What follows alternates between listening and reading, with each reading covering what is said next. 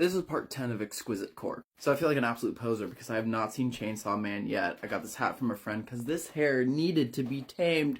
Speaking of tamed, you know what Andrew did to Jen? Anyway, enough of that nonsense. So after part 9, the long-winded conversation that Luke had with the gentleman Gary over the phone, Luke is like, I'm gonna make things right.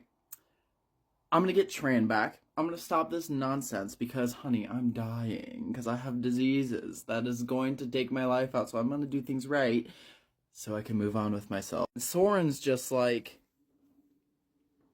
you know, I've had feelings on you for a while. So like, if you want to go back to my place anytime, just let me know. Luke's just like, nah, not right now. This is a bit inappropriate. And then Johnny, who I mentioned in the 9th part, comes in. So he is the owner of both the boat, and he helps produce their WHIV station. And he's like, so I heard you're gonna stop the radio show? Yeah, sorry, Johnny. It's about time. Think I'm gonna call it quits. Now Johnny looked really upset. He looked sad, but he didn't raise his voice at all. He just kind of looked like a big life decision was about to be made. And yes, it gets sad. Oh, okay. Well, I understand. Wish you both the best, but I think this is it for me. I have the disease. Oh, shit, Johnny, not you too. Yeah, I mean, kind of comes with the territory, you know. I've accepted it. My partner just died. Oh, God, how? I guess somebody followed him home last night and cops found his body on the side of the road. I mean, if I'm being honest with you guys, this is kind of it for me. He was all I had left. My parents didn't want me around. My partner was actually my brother. So when my parents kind of found out we were a thing, he kicked both of us out. Parents kicked both of us out. They didn't want us around, and we've just kind of been together ever since. Oh, I mean, listen, man, no judgment at all. I'm really sorry for your loss. Is there anything we can do to help you? I don't really know the right things to say in this moment. I mean, God, we've all lost so many people, but this was news I really wasn't prepared for. No, it's okay. I understand how it sounds. Pretty fucked up. But, listen, I have a pew-pew stick in my back pocket. This boat is all I really have left. My best friend, my partner, is gone. And this job kind of kept me sane. So you can do one of two things. You can leave now, get all your stuff. I'm going to go out to the deck, and I'm going to become gator food.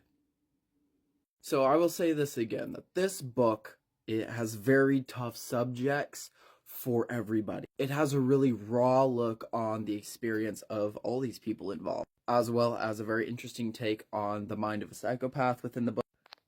But it is so visually descriptive on everything. As much as I wanted to be like, ew, this book, I really loved it. This journey was fantastic. And the next scenes about Johnny was it made me emotional. Shouldn't have listened to this at work. I have dealt with the loss of friends in my life. It has been 10 years since I lost my best friend. And this scene was Johnny taking his own life in front of both Soren and Luke. So Johnny's last wishes were, I really don't want to be alone when I go.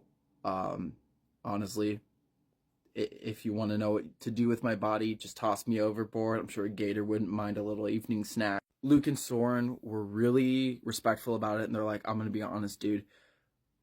This is going to be really hard for everybody involved. I mean, this is it for you. But is there any last wishes you want? As much as Luke and Soren were like, I'm going to be traumatized through this, seeing the loss of another friend of mine. They both stood there on the deck with Johnny during his last moments. He said a quick prayer, and he took his own life. And it was a descriptive scene. And Soren fought the shock and did as Johnny wished and put his body overboard.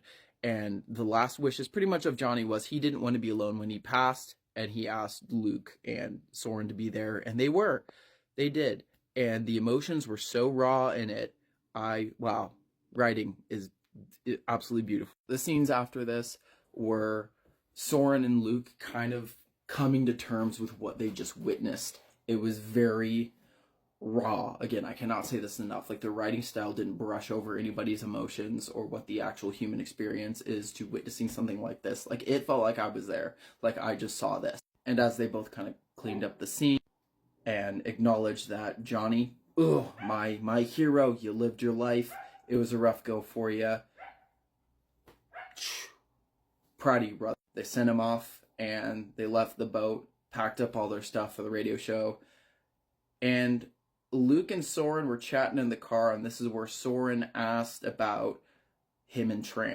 A solemn evening of absolute raw emotions went from remembering Johnny to being mad at Soren for divulging that Tran has been seeing Jay. He didn't give this information up on his own accord. Luke pretty much, like, drug it out of him. Like, you just said something about Tran not wanting to be with me. What did you mean by that? Of course, Tran probably still loves me. What did you mean by that? Is he seeing somebody else?